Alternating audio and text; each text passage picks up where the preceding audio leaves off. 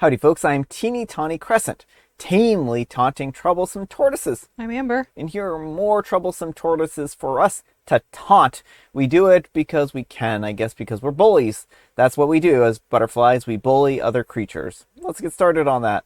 Alright folks, and our first letter is titled, Am I a Jerk for Not Eating the Spaghetti That My Boyfriend Made? I'm going to keep this simple. I'm a 24-year-old female and my boyfriend, a 23-year-old male, have been together for about 4 years, now going on 5. We live together and both of us cook every now and again for each other. I absolutely cannot handle anything spicy, sorry if I'm a wuss, but it just ruins the food for me. My boyfriend knows this, and every single time he cooks, he makes spicy food. He thinks that I won't notice because he puts other things in it and denies every time I ask him if he did it. Today he made spaghetti and I begged him to please not put anything in it. If he chooses to put whatever ingredients to make it hot in his half, I have no problem with that. I serve myself a bowl and guess what? It's spicy AF. Then I asked him if he put anything in it and he said no, nothing, but maybe it was the sausage. I then go and look at the stove and I see red pepper flakes all around the pot. I go and tell him what I just saw, and then he admits to putting red pepper flakes, but only a little bit. I told him that I'm not eating it. I leave the room, and then he starts yelling about how ungrateful I am. So my question is, am I the jerk? All right, folks, what do you think? No, not the jerk. You have expressed that you cannot handle spicy food.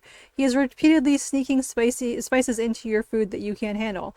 That is not what a loving partner does. I don't know what his deal is here, why he's so insistent on making you eat spicy food, but yeah, don't eat food he cooks and probably break up with him. Yeah, I mean, I think that that's the big thing here is that why would OP eat the food that he's cooking? Because, like, it just is making their life uncomfortable. It's, I mean, what is even his deal here? It seems like a power and control type of thing where basically he wants to exert this control over OP and force her to build a tolerance to spicy food. And gaslight her repeatedly. Yeah. Like, you can't trust him to tell you the truth about anything. He's lying and manipulating you. Yeah. So I think it's a pretty bad situation if you ask me. But let me know what you folks think. So anyhow, take care and good luck. And a pocket full of cows says, not the jerk. Are you sure that you want to be with someone who treats you like this?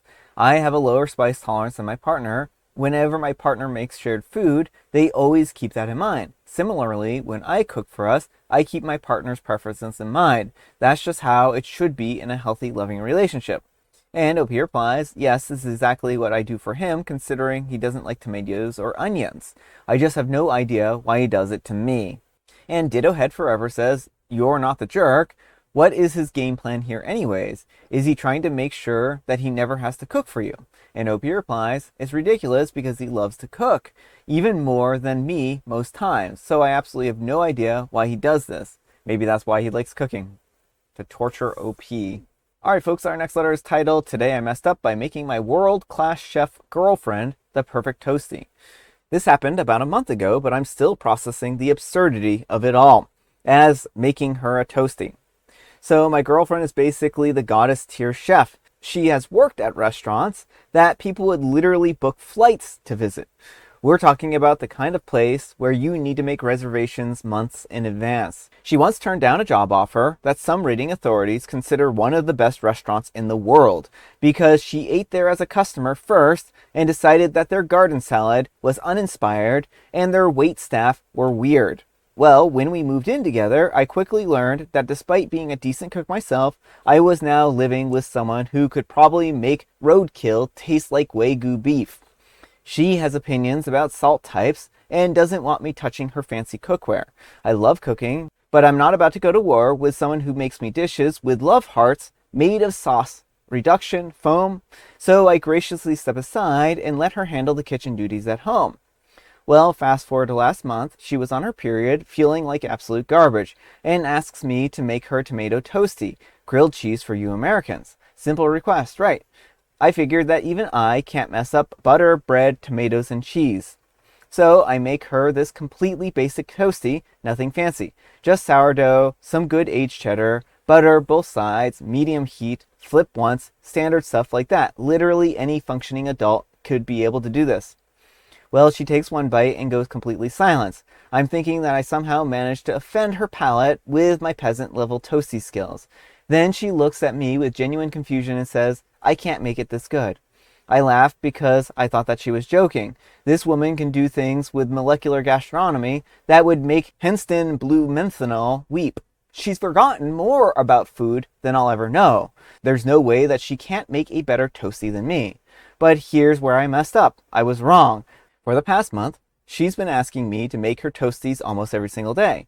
Yesterday, she literally came home from work where she probably spent 12 hours creating culinary masterpieces that cost more per plate than most people's weekly groceries. And the first thing that she says is, "Can you make me that toastie?" I've created a monster. This woman, who can taste the soup and rattle off all the ingredients in it, can't figure out how to make a melted cheese between bread as well as I can. The worst part is I absolutely have no idea what I'm doing differently. I've tried telling her my technique, but it's literally just making a toastie. There's no secret. I'm not doing anything special, but somehow my basic toastie game has broken the brain of someone who could probably cook circles around most professional chefs. Now I'm trapped in this weird situation where I'm too afraid to refuse because she genuinely gets excited about these toasties, but I'm also pretty sure that I've accidentally insulted her entire professional identity with my superior bread and cheese skills. The irony is not lost on me that the one thing that I can cook better than her is something that requires literally no skill whatsoever. All right, folks, what do you think? I mean, I think the key here is, OP, you're making it with love, and she doesn't have to cook it. Yeah. Well, I mean, that's it, right? I mean, I think OP is overestimating the power of comfort food or underestimating the power of comfort food. She appreciates the effort. She appreciates the time. Sometimes comfort food is just nice to have, right?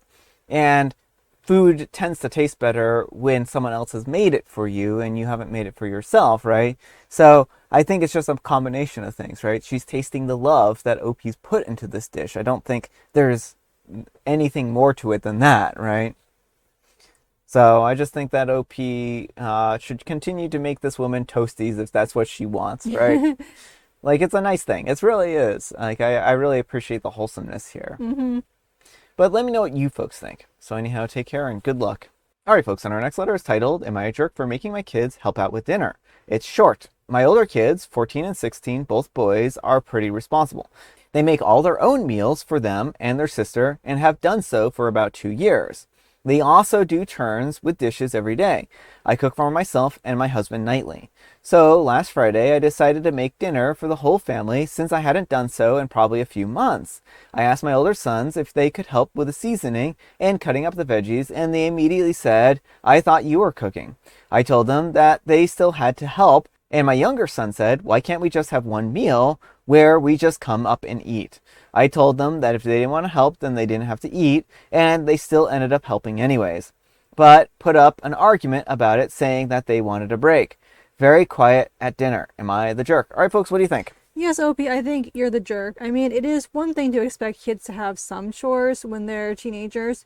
It's another thing to be expecting them to prepare food for their other siblings. Like, I mean, maybe once a week or something, have the kids do a meal, but have them doing all the cooking, and then when you take over, be like, "Oh, but you still have to help me." That doesn't seem fair. Well, also, it's such a strange thing to have your kids make a meal like most every single day and only once out of every few months. You make the meal for the family and then they don't even get a break then, right? I think that they are partifying the kids in a little bit of a way because it seems like they're cooking for the younger sister too. Exactly. So what's the deal here? Like, why are they doing this? Is it because like they are, work night shifts or something like that and they can't be home to cook? Is this simply because they don't want to? I wish I knew more details on this, right? I mean, I don't think it affects my judgment, like, regardless of the situation, because you can always, like, prepare things in advance and heat them. And I think the key thing is that, even if OP and her husband work weird hours and eat different hours than the kids, they still could have something that the kids could easily heat up.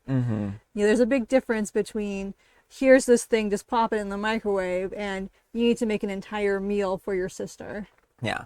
And I mean, I don't think that I would have a problem with it if this was like a weekly thing where they, once a week, they have to cook, that eliminates 2 days of the week, right?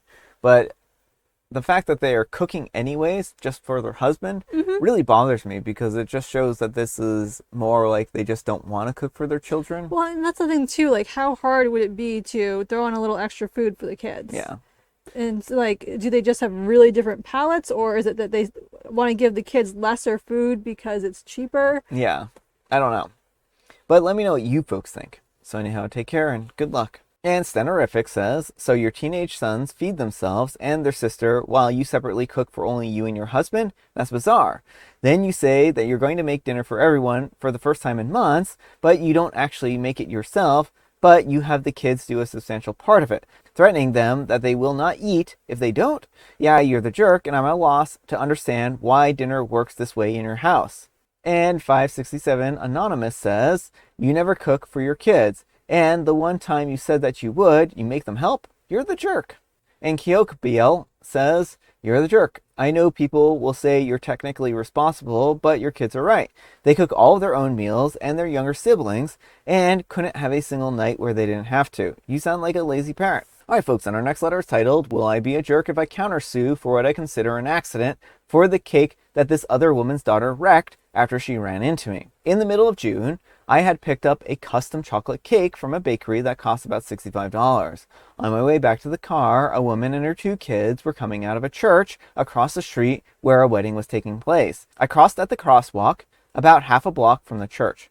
I saw the mother telling her little girl, maybe 4 or 5 years old, and dressed in a very nice white dress, to stop jumping around and stay still. The girl didn't listen. She ran off, laughing and looking backwards instead of paying attention, and ran straight into me. I dropped the cake and it hit the ground. And on impact, chocolate went everywhere, on the pavement, on me, and all over the little girl's dress. The mother came running and screaming at me. There were at least 2 people behind me and another woman on the church property who saw it. The mother kept yelling that I had ruined their daughter's dress and that I owed her money for a new one and that I needed to give her cash so that she could buy a replacement before the ceremony. I told her that it was an accident and that her daughter ran into me and that I wasn't paying attention for it. She kept screaming profanities loud enough that someone called the police. Well, when the officers arrived, she tried to claim that I threw the cake on her daughter and that I should pay for the dress. But another witness confirmed what really happened. The mother had told the girl to stop running. The girl ignored her and she crashed into me, causing the cake to fall. The woman still wouldn't calm down until the police nearly arrested her, and then only after her relatives came out of the church to help. She demanded reimbursement and threatened to sue me. Well, at the time, no one exchanged information, but somehow she found my name and address. Later, I learned someone had filmed the whole thing and the video got back to me. Sure enough, she served me with papers. She is suing me for $3,000 for her new dress, assault, and emotional distress. Would I be the jerk if I countersued for the cost of the cake that the daughter ruined because of her poor parenting? Honestly, I'm not too worried about winning or losing since I have video evidence and multiple witnesses showing that it was an accident that her child caused. Updating to clarify a few things instead of keep repeating the same comment. The cake was in a box with a lid, but when it hit the ground, it opened up and exploded. It was soft cake with a lot of chocolate icing, so it got all over my pants and the bottom of the little girl's dress. It was enough that it was really noticeable. To clarify, I'm not mad at this little girl. I'm just completely gobsmacked by how her mother handled the situation. She could have just taken some accountability and apologized, or even made it a learning opportunity for the child. Something as simple as, this is why when I tell you to stop running, you should listen, because now your dress is soiled for the wedding. But instead, she threw a fit, accused everyone else of her own poor parenting, and it escalated to the point where the police were called. After embarrassing herself and almost getting arrested, she still managed to act like the victim. She could have just let it go and moved on. For those wondering how she got my name and address, I don't live in a highly populated area. I'm on social media, and the video of the incident was sent to me by somebody that I didn't even know. Someone she knew must have recognized me. Once you have a name, finding an address isn't difficult. She even had a processor serve me. I haven't had any contact with her in any ways since the incident. I'm also surprised by how many people believe that you need a lawyer to file a small claims in small claims court. All I have to pay to countersue is $100. From what I've read, I technically can claim lost wages, but they won't be granted. Realistically, the most that I would get back is my filing fee and the cost of replacing the cake. Some people have even said that I should have been able to prevent the accident because I saw them before I crossed the street. That's true, I did see them, but the little girl was on the grass the entire time. At no point did she step onto the sidewalk until the moment of the impact. I'm not psychic, and there's no way that I could have predicted that she would suddenly run off the grass and straight into me. It all happened in literal seconds. All right, folks, what do you think? No, not the jerk. I think Opie handled everything reasonably, and it sounds like Opie was even willing to just let things go until this lady decided to try and sue her. I mean, this lawsuit is obvious BS, and I think countersuing makes sense because then maybe this woman will learn a lesson that you can't just bully people to get money out of them. Yeah, I mean, I think that this is just a money grab, to be quite honest. $3,000 for a ruined dress, like, it's pretty nonsensical.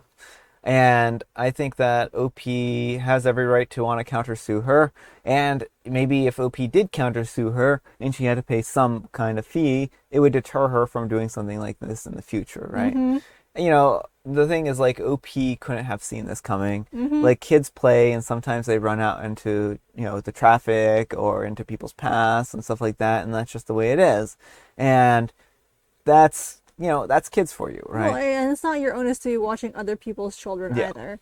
You know, like, you should be able to walk across the street without having to, like, be, like, constantly vigilant. Is there a kid coming to knock over my cake?